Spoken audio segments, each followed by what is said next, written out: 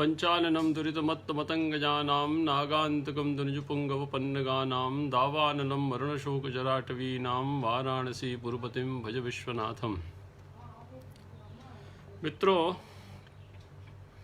आचार्य आनंदवर्धन विरचित ध्वन्यालोक प्रथमोद्योत का पाठ चल रहा है। इसमें हम प्रतिमान अर्थ पर विचार करते हुए चौथी कारिका तक पहुँचे हैं। प्रथमोद्योत की प्रतिमानम पुनरन्यदेव पुस्तस्तिवाणीषु महाकवि नाम, और इसमें बहुत कुछ विषय प्रतिमान विषयक विचार कर चुके हैं तथा अंत में इस कारिका के अंत में जो आचार्य ने विषय प्रस्तुत किया है उस पर विचार चल रहा था। वह विषय था रसादि लक्षण ध्वनि का। 3 प्रकार की ध्वनियाँ आचार्य ने मानी: वस्तुध्वनि, अलंकार ध्वनि और रसध्वनि। तो वस्तुध्वनि का विवेचन किया, अलंकार ध्वनि का विवेचन आगे करने का आश्वासन दिया क्योंकि उसके अनेक भेद हैं। और उसके बाद आचार्य अंत में लेते हैं तीसरे प्रकार का ध्वनि, वो है रसादि ध्वनि। और रसादि ध्वनि की वाच्यता का आचार्य ने निषेध किया है कि रसादि ध्वनि वाच्यो न भवति। यह आचार्य ने यहाँ पर उसका निषेध किया और कहा है कि यह वाच्य सामर्थ्याक्षिप्त है। तो इसमें जो वृत्ति का विषय था वो हम देख चुके थे। अन्वय व्यतिरेक इत्यादि का विचार हम पिछली कक्षा में कर चुके थे कि कैसे अन्वय व्यतिरेक के माध्यम से आचार्य ने यह सिद्ध किया है कि रसध्वनि वाच्य नहीं हो सकता। इसके बाद लोचन पर हमें विचार करना है। तो लोचन का विचार हम कुछ कर चुके थे और औचित्येन प्रवृत्तौ चित्तवृत्तेः आस्वाद्यत्वे स्थायिन्याः रसः व्यभिचारिण्या भावः अनौचित्येन तदाभासः रावणस्यैव सीतायां व्रतेः। यहाँ तक पिछली कक्षा में आचार्य अभिनवगुप्त के लोचन पर, रसादि लक्षण ध्वनि विषयक लोचन पर हम विचार कर चुके थे। तो ये पंक्ति बड़ी स्पष्ट है। इसमें 2 शब्द महत्वपूर्ण हैं, एक औचित्येन और दूसरा है अनौचित्येन।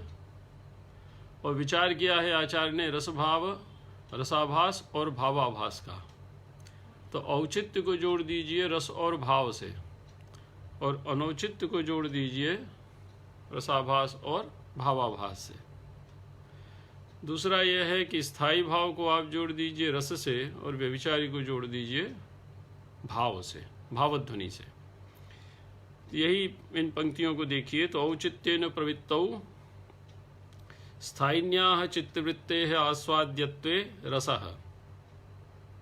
औचित्यपूर्ण प्रवृत्ति होने पर स्थायी रूपी जो चित्तवृत्ति है, यदि वो सहृदय के आस्वाद का विषय बनती है, यदि वो सहृदय द्वारा आस्वाद्य होती है, तो उसको रस कहते हैं। स्थायी भाव, इसको लेकर बहुत विचार किया गया है।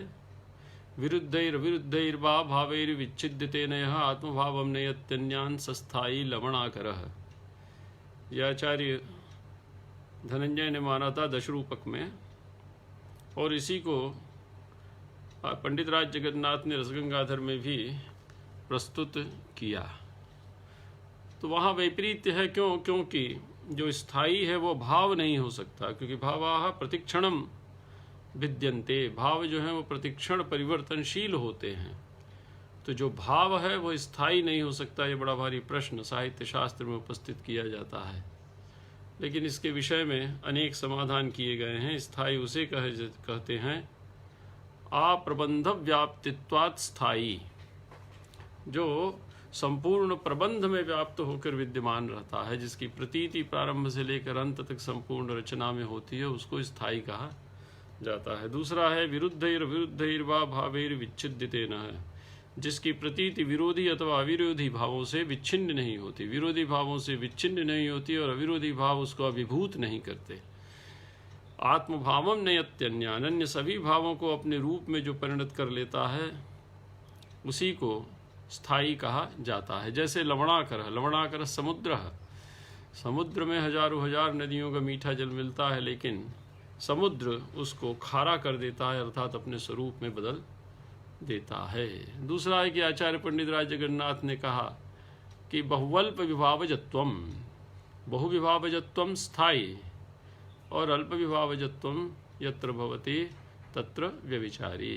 तो बहुवल्प विभावजत्व ये आचार्य पंडित राज जगन्नाथ ने माना था। तीसरा यह है कि संस्कार रूप होने से ये स्थायी है, अर्थात आत्मा में संस्कार रूप से जन्मजात ये पड़ा रहता है, तदनुकूल सामग्री के उपस्थित होने पर यह प्रतीत होने लगता है। तो सभी स्थायी इसलिए हैं क्योंकि आत्मा में पड़े रहते हैं, लोक से ये पुष्ट होते हैं और तदनुरूप विभावानुभाव व्यभिचारी सामग्री के कविता द्वारा उपस्थित किए जाने पर इनकी अनुभूति होने लगती है। तो संस्कार रूपत्वात् एते स्थायिनः वर्तन्ते, तो भाव होते हुए भी ये स्थायी हैं, इसका अनेक प्रकार से समाधान किया जाता है। तो स्थायिन्याः चित्तवृत्तेः रतिर्हासश्च शोकश्च क्रोधोत्साहो भयं तथा। तीसरी बात, एक बात और इसमें ध्यान रखिएगा कि रति हमेशा श्रृंगार रस को ही उत्पन्न करेगी, अतएव इसका संबंध निश्चित है श्रृंगार के साथ। वीर का जो स्थायी भाव है वो उत्साह है, यदि उत्साह चित्त में उत्पन्न होगा तो वो वीर रस की ही प्रतीति कराएगा, तदतिरिक्त किसी अन्य रस की प्रतीति वो नहीं कराएगा। तो प्रत्येक स्थायी भाव का एक निश्चित रस के साथ नित्य संबंध है।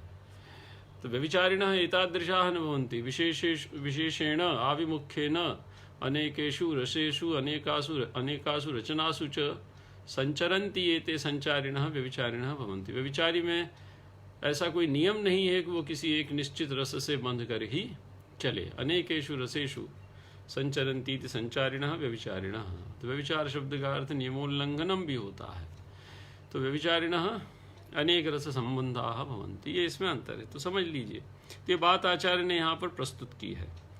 तो स्थायिन्याः चित्तवृत्तेः आस्वाद्यत्वे रसः, चित्तवृत्ति यदि स्थायी रूप होती है और वह आस्वाद का विषय बनती है तो उसको हम रस कहते हैं। रस्यते आस्वाद्यते इति रसः।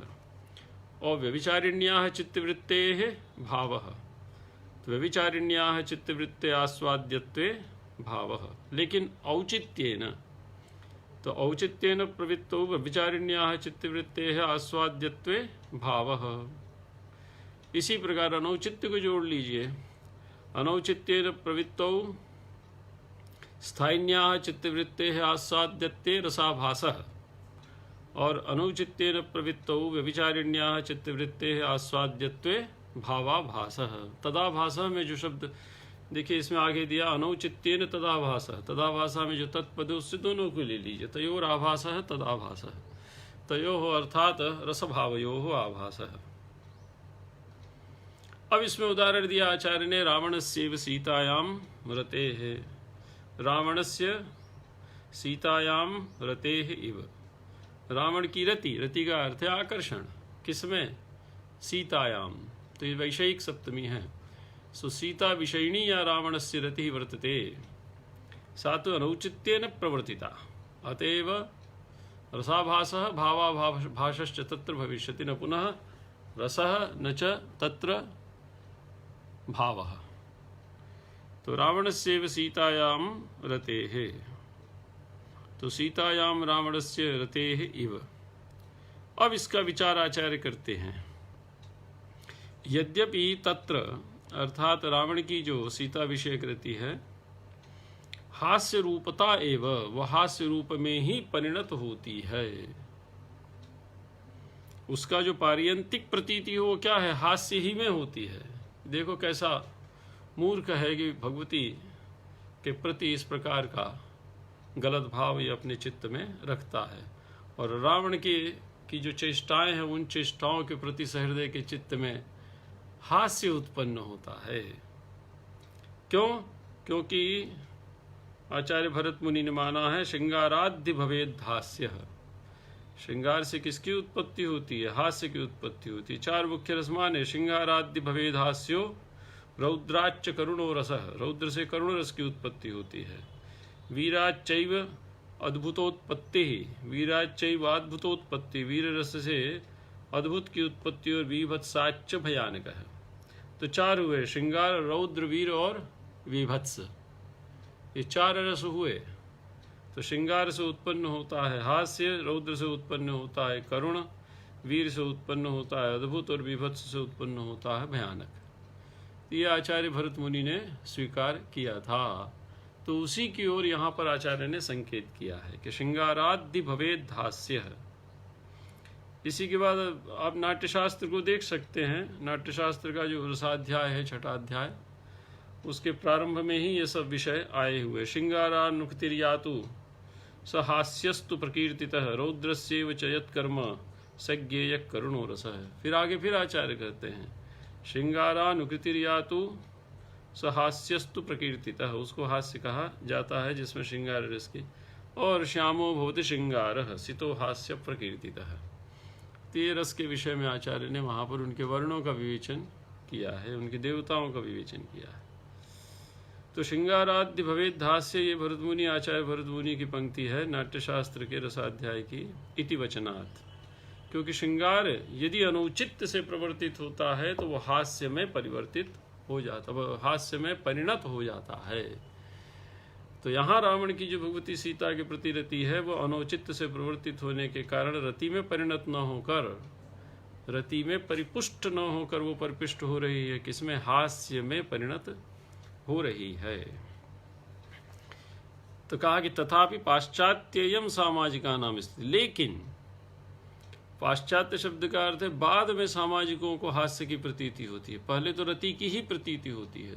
तन्मयी भावेन, ये लिखा है तन्मयी भवन दशायाम तो रतेरेव आस्वाद्यते श्रृंगारतैव भाते। तो प्रारंभ में तो तन्मयी भाव यदि हो गया रावण के चित्त में उत्पन्न होने वाली रति के साथ सहृदयों का, तो वहाँ सहृदयों को भी रति की ही प्रतीति होगी। लेकिन बाद में जब देखते हैं कि रावण के चित्त में सीता विषयक जो रति उत्पन्न हो रही है वह अनुचित पात्र में उत्पन्न होने वाली रति है, रावण में अनौचित्य से उत्पन्न हो रही है वो रति।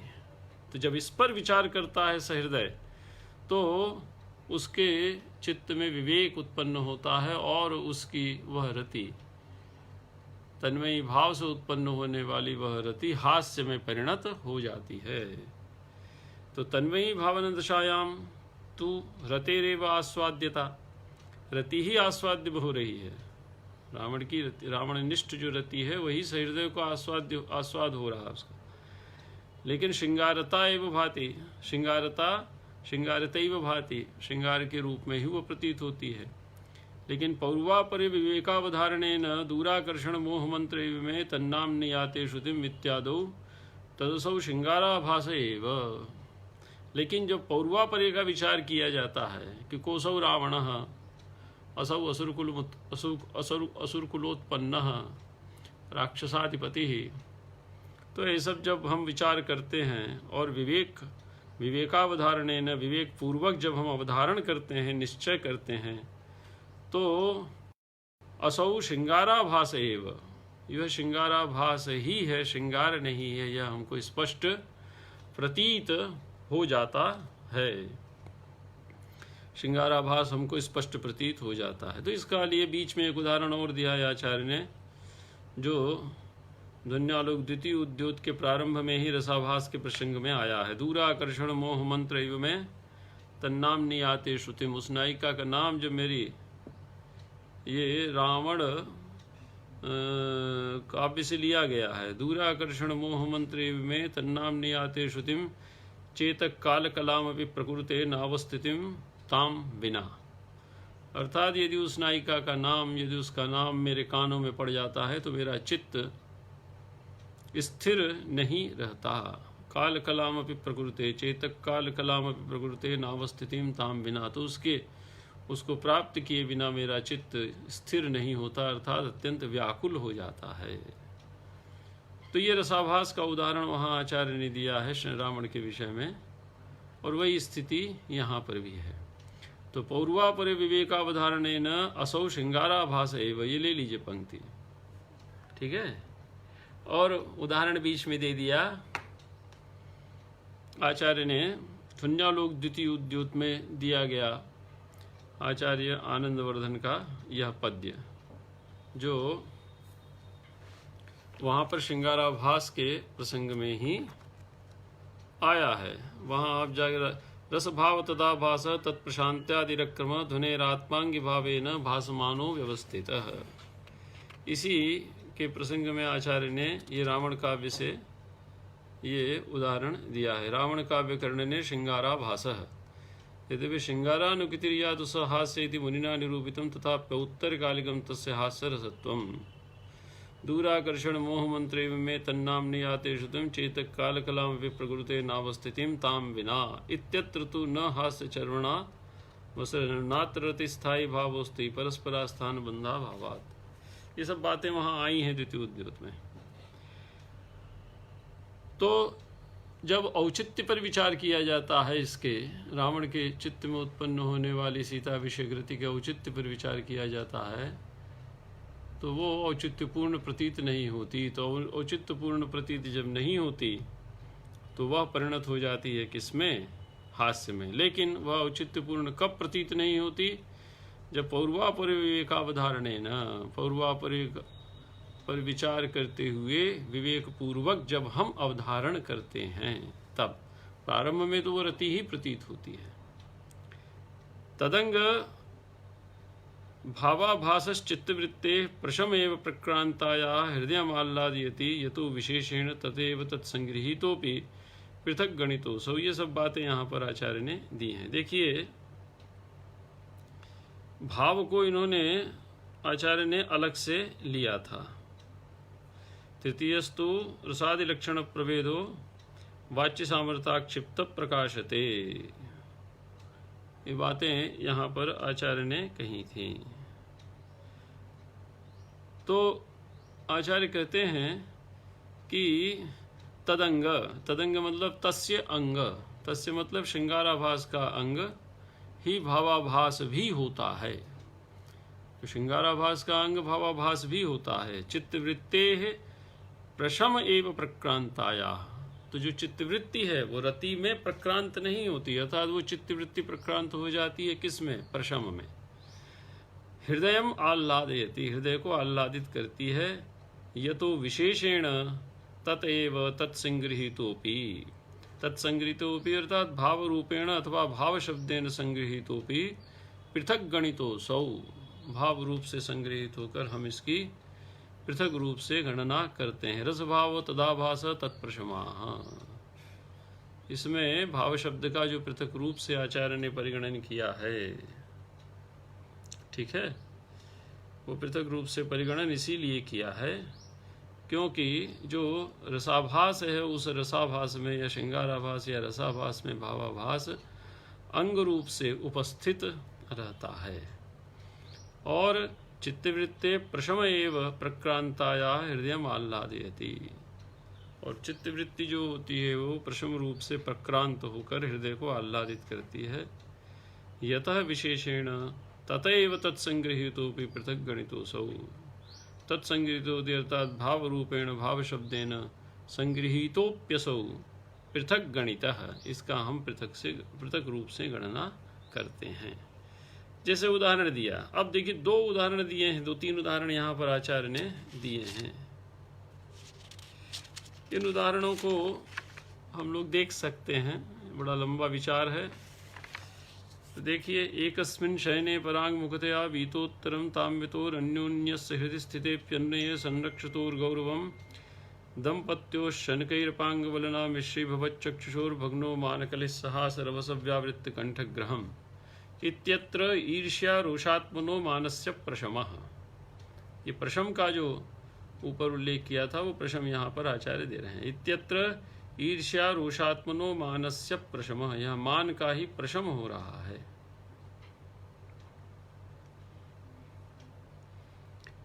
तो क्या है? तो नायिका और नायक का वर्णन है। दोनों परस्पर एक ही शैया पर विराजमान है, लेकिन रोष और मान के कारण एक दूसरे के प्रति आकर्षण नहीं दिखा रहे हैं, परंतु धीरे धीरे परस्पर के नेत्रों का अपांग अर्थात नेत्र प्रांत के मिलने से उनका जो भग्नो मान कलिही, मान जो था वो क्या हो गया? भग्न हो गया। और सहास रवसव्यावृत्त कंठग्रहम, उन्होंने हास पूर्वक एक दूसरे का कंठग्रह कर लिया, अर्थात एक दूसरे का आलिंगन कर लिया। ठीक है, तो ये यहाँ पर तो प्रारंभ में तो वो संरक्षतोर गौरवम हृदय स्थिते प्यनुनये संरक्षतोर गौरवम, हृदय में तो अनुनय विराजमान है, लेकिन गौरव के कारण वो अपने मान का संरक्षण कर रहे थे। लेकिन शनकई ही अपांग वलना मिश्री भवत चक्षुषु, अपांग का अर्थ नेत्र प्रांत, तो धीरे धीरे जब उनके नेत्र प्रांत से उनके नेत्र मिले, मिश्री भवत चक्षुषोर भग्नो मान कली, उनका जो मान था वो टूट गया। सहा सरसव्यावृत्त कंठग्रहम, और उन्होंने एक दूसरे का कंठग्रह कर लिया। तो इत्यत्र ईर्ष्या रोषात्मनो मानस्य प्रशमः, यहाँ ईर्ष्या और रोषात्म जो मान है उसका प्रशम हो रहा है। तो भावाभासश्चित्तवृत्ते प्रशम एव प्रक्रांतायाः, तो यहाँ भावाभास रूपी जो चित्तवृत्ति है प्रशम, वही यहाँ पर प्रक्रांत हो रही है और वही हृदय को आह्लादित करती है। इसीलिए यतो विशेषेण तदेव तत्संगृहीतोपि पृथक गणितोऽसौ, भाव रूपेण भाव शब्देन संगृहीतोप्यसौ पृथक गणितः। तो रस भाव तदाभास भाव शांत्यादि रसगम, तो भावोदय भी हृदय को आह्लादित करता है। तो भावोदय कहाँ है, तो ये यहाँ पर दिखाया है मान के प्रशम के रूप में। ईर्ष्या रोषात्मनो मानस्य प्रशमः।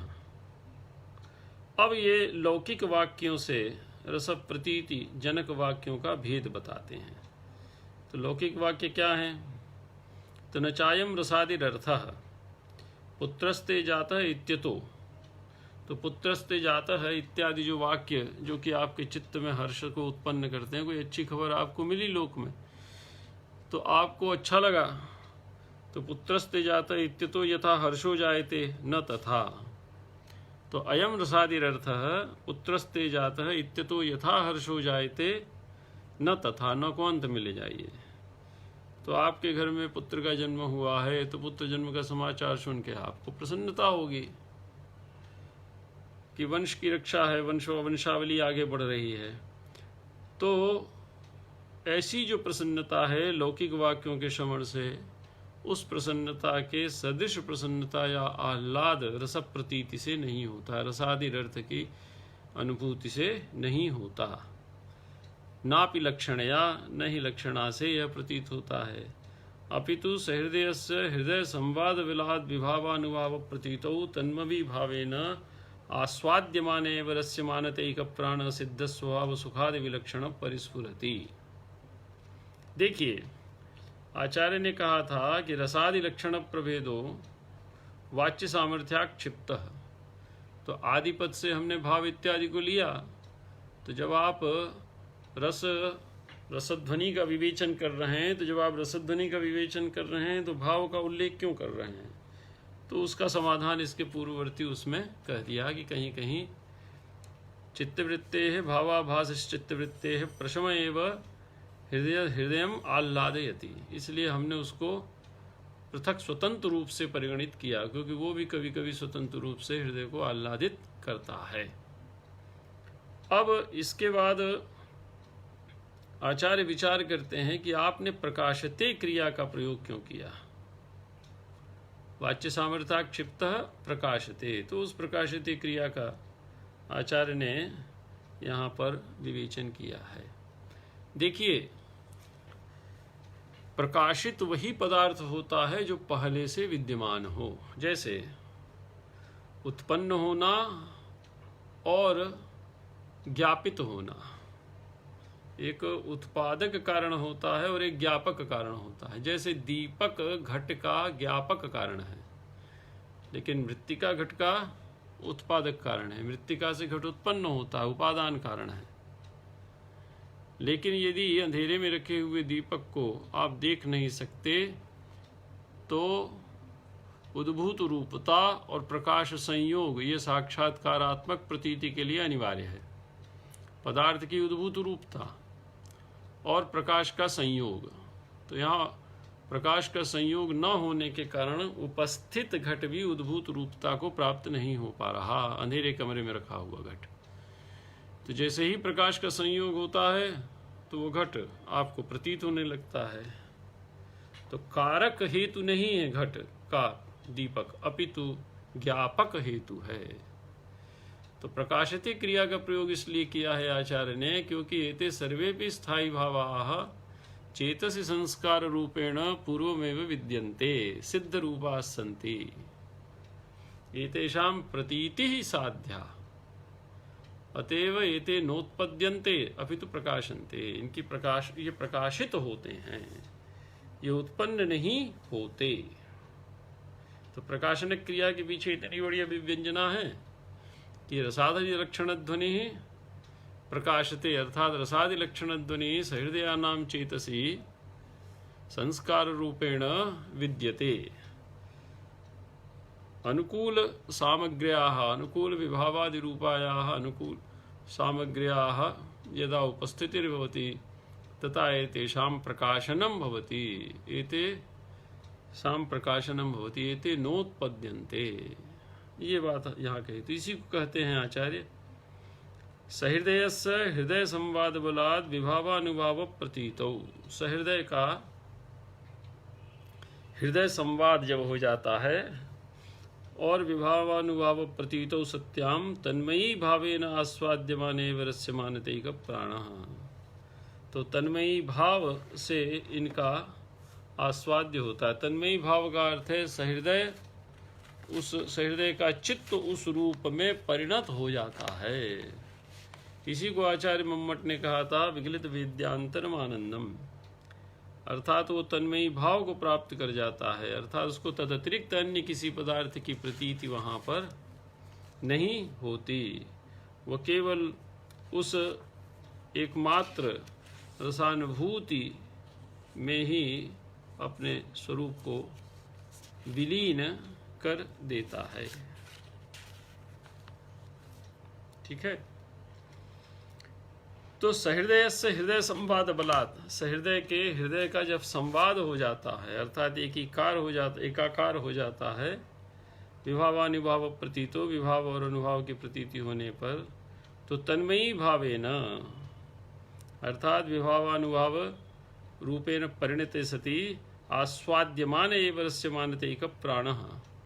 आस्वाद्यमान अर्थात आस्वादिक रूप, वह आस्वादित होता हुआ वह रस्यमानतैक प्राण, रस्यमान इस एकमात्र स्वरूप में उपस्थित होता हुआ सिद्ध स्वभाव सुखादि लक्षण परिस्फुरति। तो वह सिद्ध स्वभाव होता है और सुखादि विलक्षण, तो लौकिक जो सुखादि हैं उनसे विलक्षण रूप में वह सहृदय के चित्त में परिस्फुरित होता है।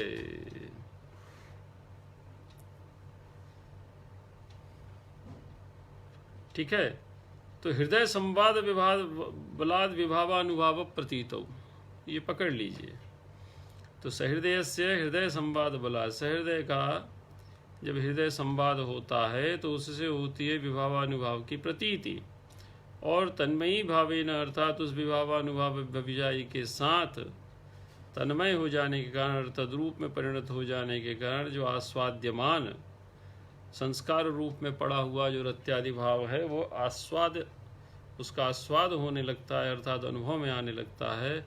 और वो रस्यमानतैक प्राणः, वो रस्यमान, रस्यते आस्वाद्यते इति रसः, वो रस्यमानतैक प्राणः, वो एकमात्र रस्यमान रूप ही होता है। और सिद्ध स्वभाव सुखादि विलक्षणः, सिद्ध स्वभाव जो सुखादि अर्थात लौकिक सुखादि हैं उनसे वह विलक्षण होता है, परिस्फुरति, वो सहृदय के चित्त में उत्पन्न होता है।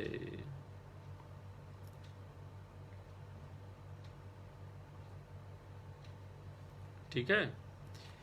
तो यह सुखादि विलक्षण लौकिक जो सुखादि प्रतीति हैं उन लौकिक सुखादि प्रतीतियों से विलक्षण प्रतीति होती है, क्योंकि यह आत्मिक आनंदानुभूति है। इसीलिए आचार्य ने कहा तदाह प्रकाशते इति, तदर्थात तस्मात् आह आचार्य अत्र कथयति प्रकाशे वाच्यामर्था क्षिप्तः प्रकाशते, यह प्रकाशित होता है। तेन तत्र शब्दस्य ध्वननमेव व्यापारो अर्थसह कृतस्येति। तो वहाँ पर जो शब्द का व्यापार होता है वो शब्द का व्यापार कैसा होता है?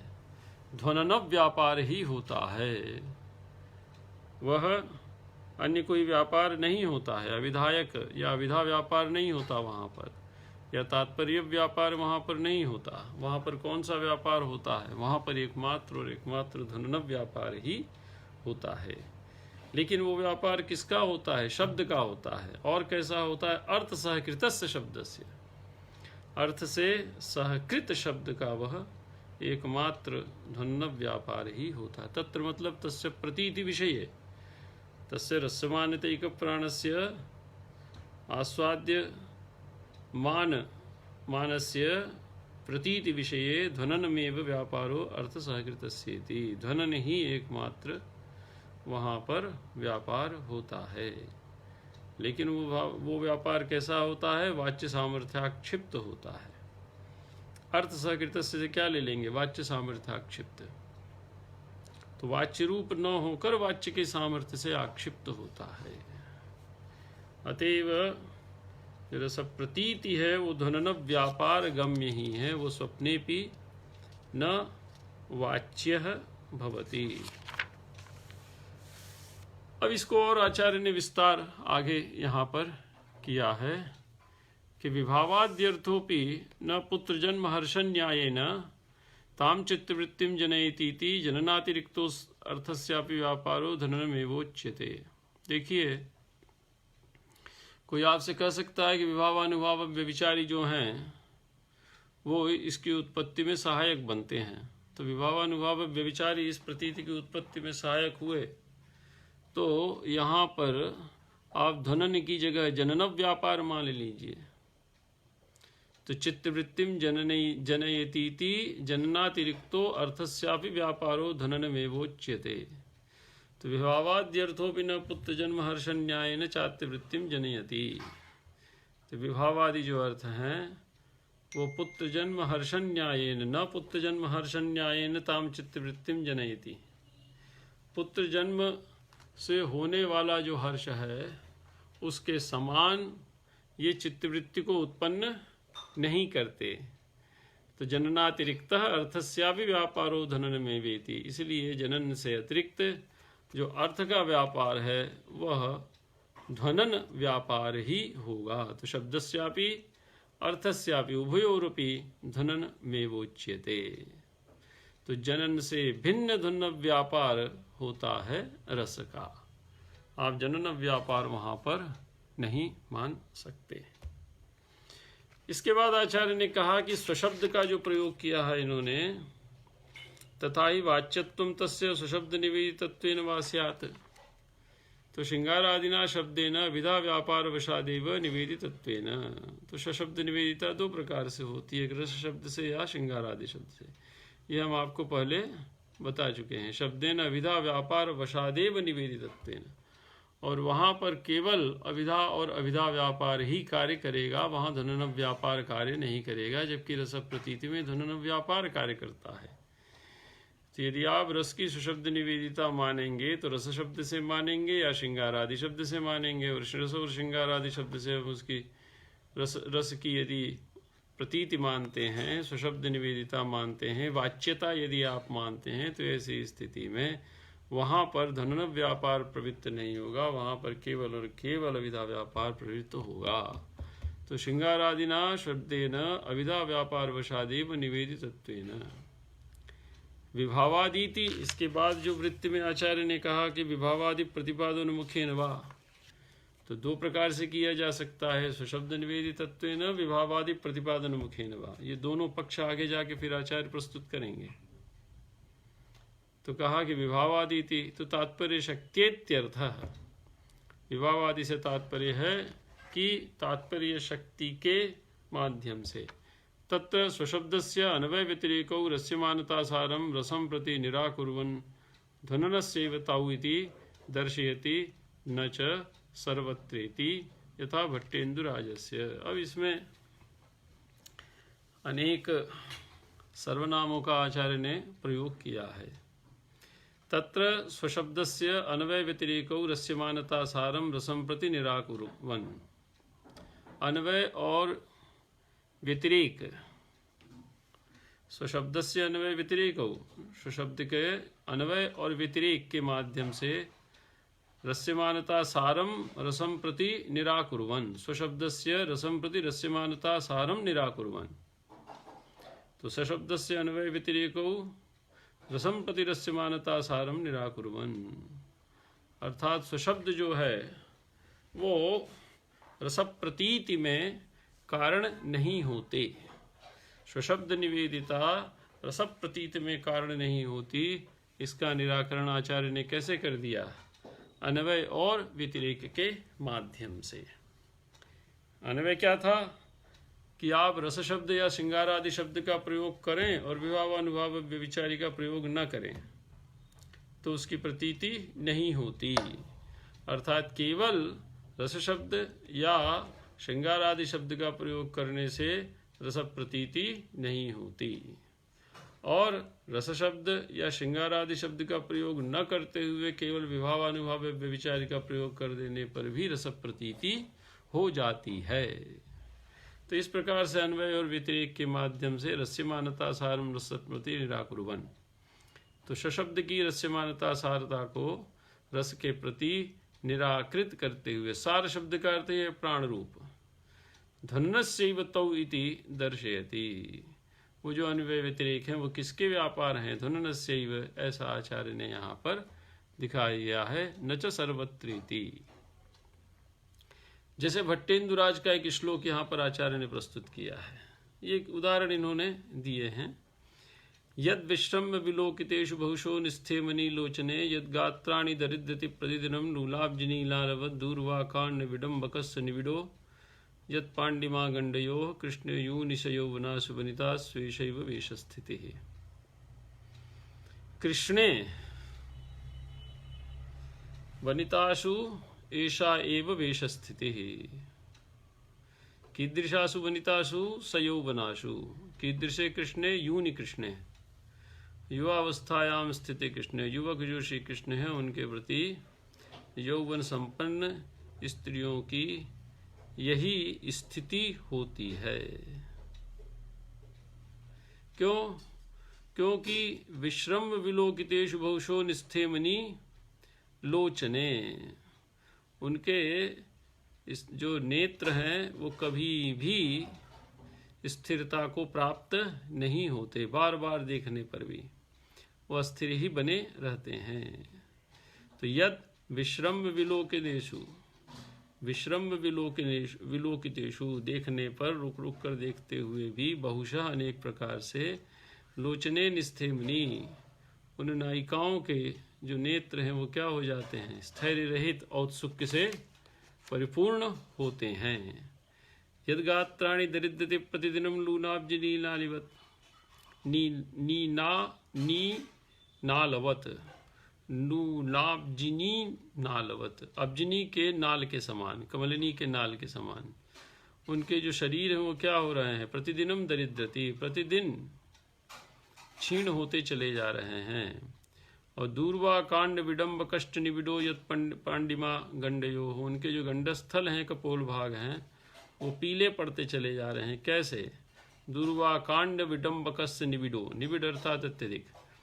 तो दूर्वा कांड के पीले पड़े हुए दूर्वा कांड के समान उनके जो गंडयो हो पांडिमा, उनके जो गंडभाग की का पीलापन है वो बढ़ता ही चला जा रहा है।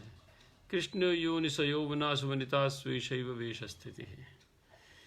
तो जो युवा स्त्रियां हैं उनकी भगवान श्री कृष्ण को देखकर इस प्रकार की स्थिति प्राप्त हो जा रही है। लिखिए, अत्र इस श्लोक में अनुभाव विभाव बोधनोत्तर में, अनुभाव और विभाव कृष्ण क्या हैं?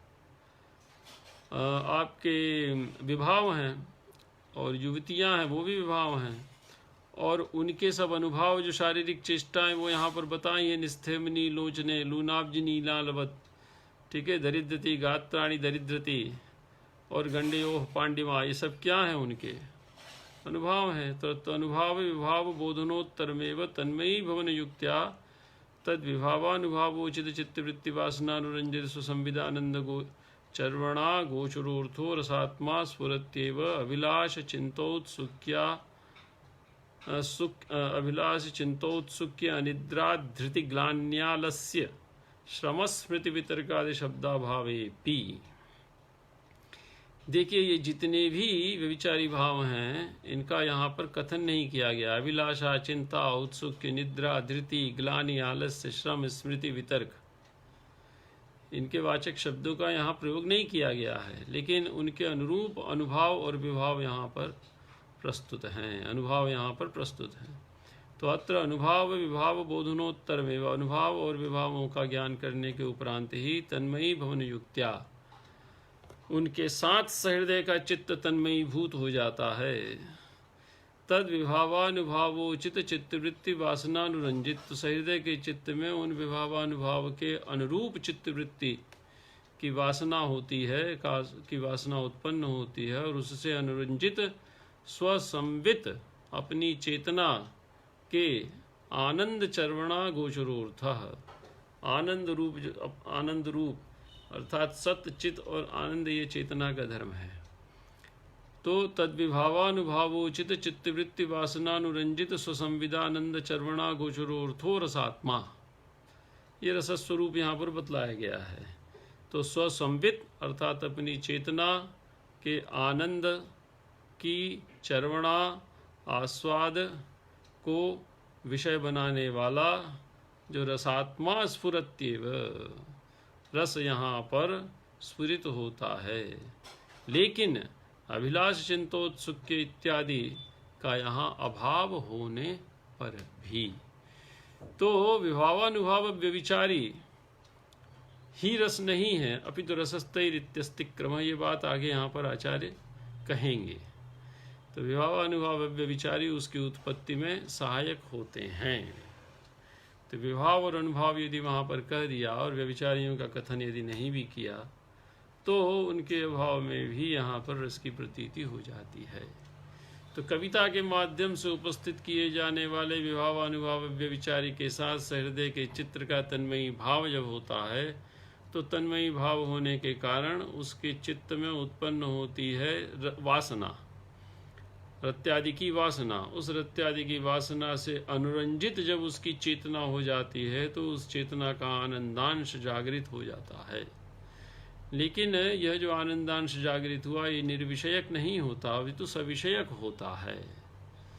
को जिस रस की प्रतीति के अनुरूप या जिस स्थायी भाव की प्रतीति के अनुरूप विभावानुभाव व्यभिचारी अनुभव में आते हैं, जिस स्थायी भाव की प्रतीति के अनुरूप विभावानुभाव व्यभिचारी के साथ सहृदय तन्मयी भाव को प्राप्त करता है, वे ही स्थायी भाव अनुभव में आने लगते हैं और स्वसंविद आनंद चर्वणा गोचरोर्थः, और अपनी चेतना के आनंद स्वरूप के साथ वे उसको विषय बनाते हुए वे अनुभव में आते हैं, और उसी को हम क्या कहते हैं, रसात्मा। उसी को हम रस कहा जाता है। रसात्मा स्फुरति, रस रूप में यह हमारे चित्त में स्फुरित होते हैं। लेकिन जरूरी नहीं है कि इनके वाचक शब्दों का प्रयोग यहाँ पर किया जाए। एवं व्यतिरेका भावम प्रदर्शय अन्वया भावम दर्शयति यत्रापीति। तो यत्रापीति जो यहाँ पर इन्होंने कहा, यत्राप्यस्ति तत्, जहाँ पर वो सशब्द निवेदिता होती है, तत्रा विशिष्ट विभावादि प्रतिपादन मुखे नैवेशाम प्रतीति। विशिष्ट विभावादि के प्रतिपादन के माध्यम से उनकी प्रतीति होती है। तो व्यतिरेका भावम अर्थात स्वशब्द निवेदितत्व के अभाव को, व्यतिरेका भाव का अर्थ क्या है, स्वशब्द निवेदितत्व के अभाव को। तो ऊपर वाले श्लोक में अभिलाषा, चिंता, उत्सुक, निद्रा इत्यादि शब्दों का प्रयोग नहीं किया गया है, लेकिन उनकी प्रतीति के, उनकी उत्पत्ति के अनुरूप विभावानुभाव का वहाँ पर की प्रस्तुति है। तो यदि अनुकूल विभावानुभाव हैं, व्यभिचारी इत्यादि की प्रतीति के, स्थायी इत्यादि की प्रतीति के अनुकूल विभावानुभाव हैं, और व्यभिचारी या स्थायी की शब्दता वहाँ पर कथन नहीं भी किया गया है, तो उनकी प्रतीति होती है। तो एवं व्यतिरेका भावम प्रदर्शन अर्थात स्वशब्द निवेदित तत्व के अभाव को प्रदर्शित करके अन्वया भावम दर्शयति। यत्रापीति तत्, जहाँ कहीं भी इनका उल्लेख होता है, अर्थात रस शब्द, श्रृंगारादि शब्द या व्यभिचारी भाव जो भी हैं, निर्वेद स्थान, निर्वेद, ग्लानि, शंकाख्या इत्यादि का यदि शब्द निवेदिता होती है तो वहाँ पर भी बिना व्यभिचार विभाव अनुभाव व्यभिचारी के कथन के उनकी प्रतीति नहीं होती। अन्वयाभावम दर्शी यत्रापीति तदिति स्वशब्द निवेदितत्वम। तदिति जो आचार्य ने कहा है वृत्ति में, यत्राप्यस्ति तत्, जहाँ पर अर्थात अन्वय व्यतिरेक का अभाव होता है, तत् अर्थात स्वशब्द निवेदित तत्रापि प्रतिपादन मुखे नेति शब्द प्रयुक्ता विभावादि प्रतिपत्त्यर्थ। वहाँ पर भी विभावादि के प्रतिपादन के माध्यम से ही रस की प्रतीति होती है, केवल स्वशब्द निवेदित तत्व से रस की प्रतीति नहीं होती। अब ये फिर एक श्लोक आचार्य ने दिया, याते द्वारवतीम ददा मधुरपौ दत्तत्त झंपानताम कालिंदी तटरूढ़ मंजुलता मालिंग सोत्कंठया तद्गीतम गुरुपाष्प गदगद गलत तारस्वरम राधया येनांतर जलचार विरजलचैरुत्मुत्कूजितम। भगवान श्री कृष्ण द्वारिका चले गए तो राधा ने विलाप किया कालिंदी के तट पर, और उसने ऐसा करुण विलाप किया कि उनके विलाप के अत्यंत गदगद स्वर को सुनकर, करुण स्वर को सुनकर यमुना नदी के अंतर के जल में रहने वाले जो जलचर थे, जलचर अर्थात जल में रहने वाले जो प्राणी थे, उन्होंने भी उत्कंठित होकर आवाज करना शुरू कर दिया, अर्थात वे भी उत्कंठित होकर विलाप करने लगे। ये यहाँ पर आचार्य ने बतलाया। तो यहाँ पर उत्कंठा रूपी इस व्यभिचारी का यहाँ पर कथन किया गया है। सो उत्कंठया और उत्कमुत्कूजितम, उत्कमुत्कूजितम, इसमें भी उत्क शब्द का उल्लेख यहाँ पर आचार्य ने कहा। तो उत्कम, उत्कंठया उत्कूजितम, उत अर्थात अत्यधिकम कूजितम, ये यहाँ पर कहा है। तो यहाँ पर आचार्य कहते हैं कि अत्र विभावानुभावम म्लानतया प्रतीयेते। देखिए श्लोक स्पष्ट है, मधुरूपौ द्वारवतीम याते। मधुरूपु अर्थात भगवान श्री कृष्ण के द्वारिका चले जाने पर, तदा तद्दत्त झंपानताम, तद्दत्त झंपानताम वंजुलताम आलिंग्य, अर्थात तेन अर्थात मधुरूपुणा आलिंगित्या या वंजुललता, कालिंदी तट पर, कालिंदी के तट पर निकली हुई जो वेतसलता थी उसका आलिंगन करके। ठीक है, तो भगवान श्री कृष्ण ने कालिंदी के तट पर निकली हुई वेतसलता का आलिंगन किया था कभी राधा की उस उपस्थिति में, और आज जब वो द्वारिका चले गए तो राधा ने उसी कालिंदी के तट पर निकली हुई वीतसलता का आलिंगन करके सोत्कंठया राधया, ठीक है, गुरुबाष्प गदगद गलत तारस्वरम तद्गीतम, गुरु अत्यंत अत्यंत अत्यधिक अश्रुपूर्ण गदगद गलत तारस्वरम, गदगद कंठ से जो ऊंचे स्वर में तद्गीतम ऐसा गान किया कि ये न, जिसके कारण अंतर्जाली भी, अंतर जलचारी भी हैं, अंतर जलचारी भी, अर्थात जो जल के अंदर निवास करने वाले जीव हैं, अंतर जलचारी भी जलचरई ही, जल के अंदर विचरण करने वाले जो जलचर प्राणी हैं उन्होंने भी जलचरई ही अपि उत्कम उत्कूजितम, उन्होंने उत्कंठित होकर ऊंचे स्वर में कूंजन करना शुरू कर दिया। तो राधा की करुण क्रंदन को सुनकर जलचारी, यमुना के जलचारी प्राणियों ने भी कूंजन करना शुरू कर दिया। ये यहाँ पर अभिव्यंजित हो रहा है। तो देखिए यहाँ पर विभावानुभावो अम्लानतया प्रतीयते, विभाव और अनुभाव ये कौन है, बड़े स्पष्ट रूप से प्रतीत हो रहे हैं।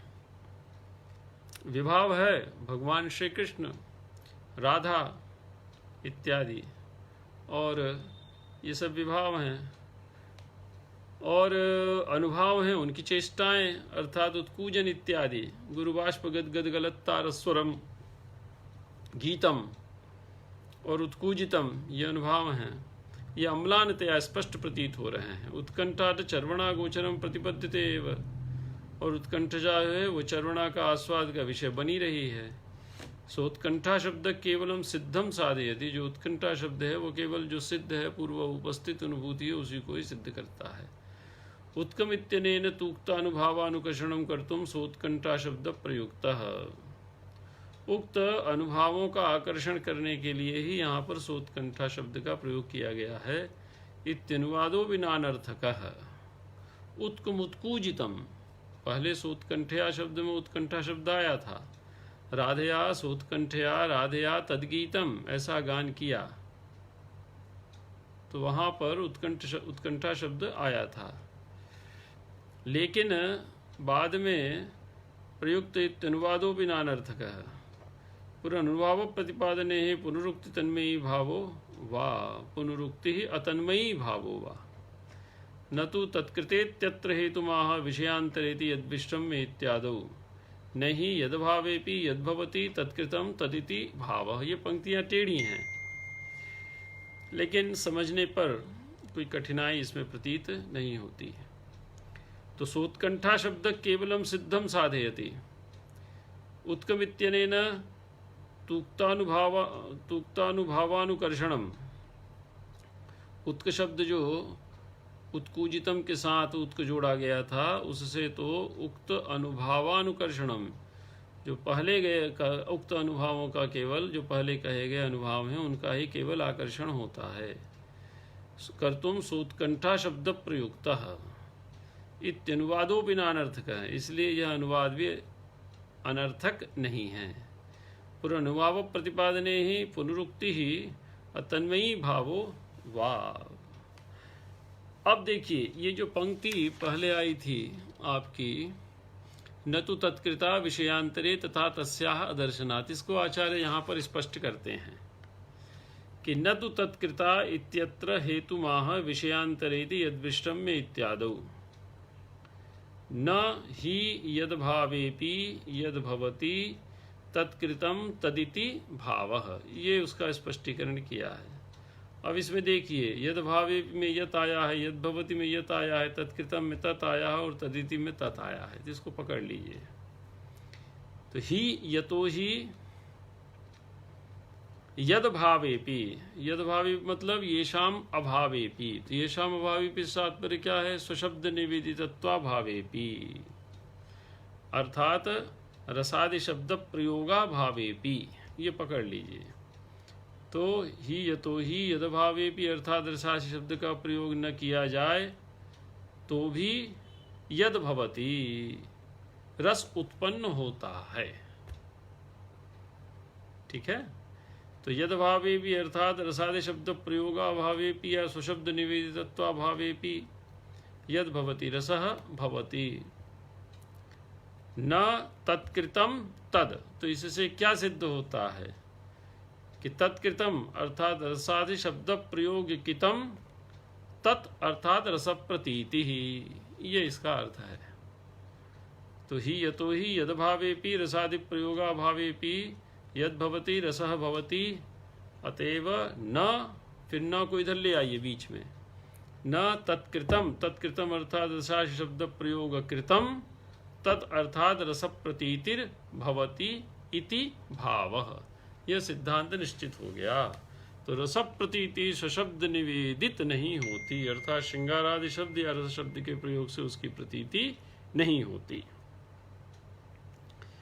अदर्शनमेव दृढ़यति नहीं थी, तद्विष्टम में इत्यादि में जो अदर्शन है उसको भी और दृढ़ कर रहे हैं।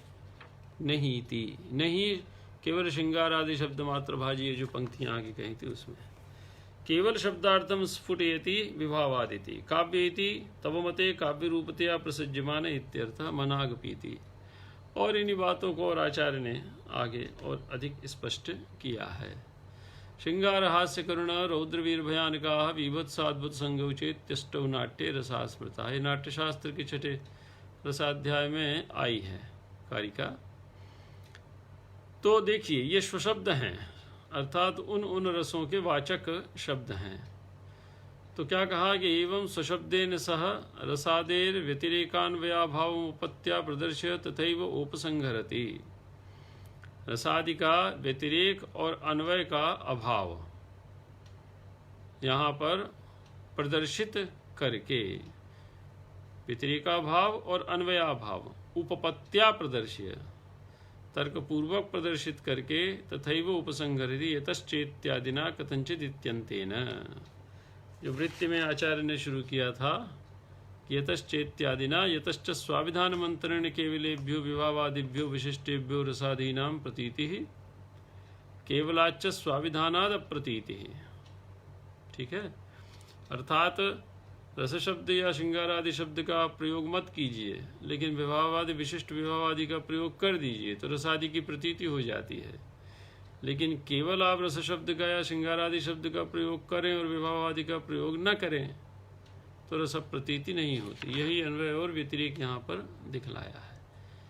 व्यतिरेक अन्वय उपत्या प्रदर्शत तथैव उपसंहरति यतश्चेत्यादिना कथंचित इत्यंतेन। कथंचित जो आया है अंत में, नत्व विधेयत्वम कथंचित, यहाँ तक वृत्ति को पकड़िए, वृत्ति का ये विवेचन है। अविधेयमेव सामर्थ्यम सहकारी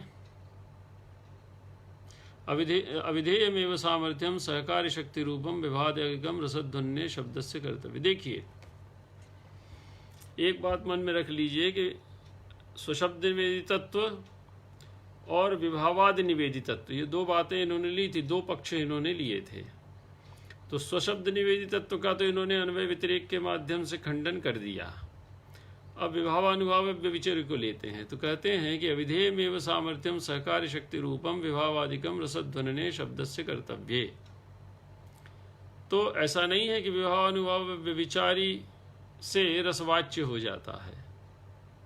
इनका कहना है कि अविधेय जो है, अविधेयम एव सामर्थ्यम सहकारी शक्ति रूपम, यह सहकारी शक्ति के रूप में विभावादिकम अविधेयमेव सामर्थ्यम, विभावादि का जो अभिधान का सामर्थ्य है वह रसध्वनने शब्दस्य कर्तव्ये। तो रस के ध्वनन में शब्दस्य सामर्थ्यम कर्तव्ये, शब्दस्य अविधेयमेव सामर्थ्यम कर्तव्ये। तो शब्द का वो सहायक होता है। विभाव अनुभाव व्यभिचार के व्यंजना अविधेय में सहायक होती हैं। इसका अर्थ ये नहीं कि आप रस को अविधा वृत्ति से उपस्थित मान लें। तो रस प्रतीति होती किससे है? तो रस प्रतीति होती है ध्वनन व्यापार से ही। तो ध्वनन व्यापार में ये सहायक होती हैं। रसध्वनने शब्दस्य कर्तव्य। कैसे? तो सहकारी शक्ति रूपम, सहकारी शक्ति के रूप में वो उपस्थित होती हैं। अविधेयस्य च पुत्र जन्म हर्ष भिन्न योगक्षेमतया जनन व्यतिरिक्तेन दिवा भोजनाभाव विशिष्ट पीनत्वानुमित रात्रि भोजन विलक्षणतया चानुमान व्यतिरिक्ते ध्वनने कर्तव्ये सामर्थ्यम शक्ति विशिष्ट समुचितो वाचक साकल्यम इति द्वयोरपि शब्दार्थयोः ध्वननम व्यापारः। तो शब्दस्यापि ध्वननम व्यापारः, अर्थस्यापि ध्वननम व्यापारः। तो द्वयोरपि अर्थात रसादि शब्दवाच्यत्वेनापि अर्थात विभावादि प्रतिपादन मुखेनापि। यदि आप उसको रसादि शब्दवाच्य मानते हैं तो भी ध्वनन व्यापार के ये सहायक सिद्ध होते हैं, और विभावित शब्दवाच्य यदि मानते हैं तो भी यह ध्वनन व्यापार का ही शब्दार्थी और ध्वननम व्यापार है। शब्दनिष्ठ ध्वनन व्यापार, अर्थनिष्ठ ध्वनन व्यापार में ये सहायक सिद्ध होते हैं। ये अभिधायक जितने भी हैं ये सब क्या हैं? ये सहायक सिद्ध होते हैं। ये बात यहाँ पर बड़े विस्तार के साथ कही। तो अविधेय से, तो अविधेय कहाँ होता है? तो पुत्र जन्म हर्ष भिन्न, पुत्र जन्म जो है वो अविधेय है, और पुत्र जन्म से उत्पन्न होने वाला जो हर्ष है उससे भिन्न जो योगक्षेमतया जनन व्यतिरिक्तेन, जनन व्यापार से भिन्न दिवा भोजनाभाव विशिष्ट पीनत्वानुमित रात्रि भोजन विलक्षणतया चानुमान व्यतिरिक्त, अनुमान मान लीजिए, अर्थापत्ति मान लीजिए। तो पीनो देवदत्तो दिवा न भुंगते, वो दिन में नहीं खाता है तब भी पीन है, तो कहा ठीक है आपने दिन में न निषेध किया है खाने का, तो दिन में नहीं खाता है तो रात्रि में खा लेता होगा। दिन की अपेक्षा दिन में यदि भूखा रहता है तो रात्रि में दुगना खा लेता होगा, तो रात्रि में यदि दुगना खा लेगा तो पीन हो ही जाएगा, कोई बिना खाए तो वो मोटा हो नहीं सकता। तो रात्रि भोजनम ठीक है पीनत्व साधकम, उसका हम अनुमान कर लेते हैं। तो दिवा अभुंजानोपि पीनः, तो रात्रि भोजनम आक्षिप्यते अनुमीयते। तो दिवा भोजनाभाव विशिष्ट पीनत्व, तो दिन में भोजन के अभाव से विशिष्ट जो देवदत्त में मोटापा दिखाई दे रहा है वह अनुमित रात्रि भोजन विलक्षणतया च अनुमान व्यतिरिक्त है, उससे हम अनुमान कर लेते हैं किसका, रात्रि भोजन का। लेकिन अनुमान से व्यतिरिक्त होता है यह धुनन व्यापार। धनने कर्तव्ये सामर्थ्यम शक्ति ही विशिष्ट समुचितो वाचक साकल्यम इति द्वयोरपि शब्दार्थयोर धननम व्यापारः। देखिए विशिष्ट समुचितो वाचक साकल्यम इति द्वयोरपि शब्दार्थयोर धननम व्यापारः। यहाँ पर आचार्य कुछ कह के इनका कहना है कि यदि आप सशब्द वाच्यता भी मानते हैं या विभावादि प्रतिपादन मुखेन उसको वाच्य मानते हैं तो दोनों ही स्थितियों में बिना धुनन व्यापार के आप रस प्रतीति नहीं कर सकते। अब इसी को आगे कहते हैं कि एवं दो पक्षों उपक्रम में, दो पक्ष उपक्रम किए, एक पक्ष क्या है आपका, तो एक पक्ष तो है सशब्द वाच्यता का और दूसरा पक्ष है विभावादि प्रतिपादन का, विभावादि मुखेन प्रतिपादन का। तो दोनों को उपक्रम करके दोनों को दूषित कर दिया। तो सशब्द वाच्यता हो नहीं सकती, सशब्द वाच्यता यदि होगी तो विभावादि उपस्थित होने चाहिए, और यदि विभावादि उपस्थित हैं तो वो भी ध्वनन व्यापार में सहायक ही सिद्ध होंगे, वो भी रसध्वनि को वाच्य नहीं सिद्ध कर सकते। तो एवं दो पक्षों